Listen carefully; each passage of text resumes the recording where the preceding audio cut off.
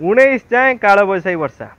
हाँ आज्ञा राज्य को 7 तारिख में जो भाव में खरा प्रक्रिया आरंभ होता ताटी कंडीशन आज चली। आज हूँ 13 तारिख मे 13 तारिख एवं आज 40 डिग्री अतिक्रम कर विभिन्न स्थान में एवं काल बैशाखी वर्षा यही तापमात्रा को ह्रास घटे पारे अर्थात 19 तारिख पर्यंत काल बैशाखी वर्षा देखा मिले कि 19 तारिख पर्यंत सकाळु अपराह्न पर्यंत खरा देखा मिले। पश्चिम ओडिशा रे जदि खरा कथा कहबा ताले 37 डिग्री 42 डिग्री तापमात्रा रही पारे एवं उपकूल ओडिशा जदि कहबा ताले 19 तारिख पर्यंत तापमात्रा 36 डिग्री 40 डिग्री रही पारे।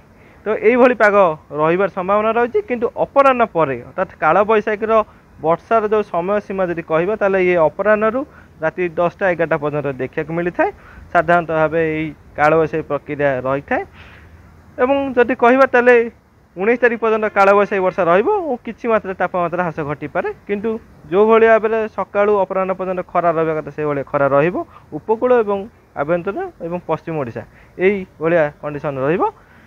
एवं जदि कहबा ताले मौसुमी वायु मध्य आज प्रवेश कर चलछि दक्षिण अंडमान सागर तार आखपाख अंचल एवं से अंचल एक घूर्णिबल क्षेत्र सृष्टि होवार संभावना रही।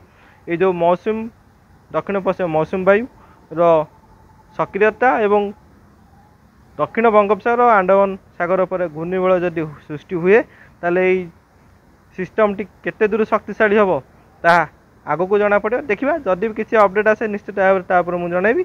देखूँ चैनल को सब्सक्राइब करते लाइक करेंगे। रही नमस्कार।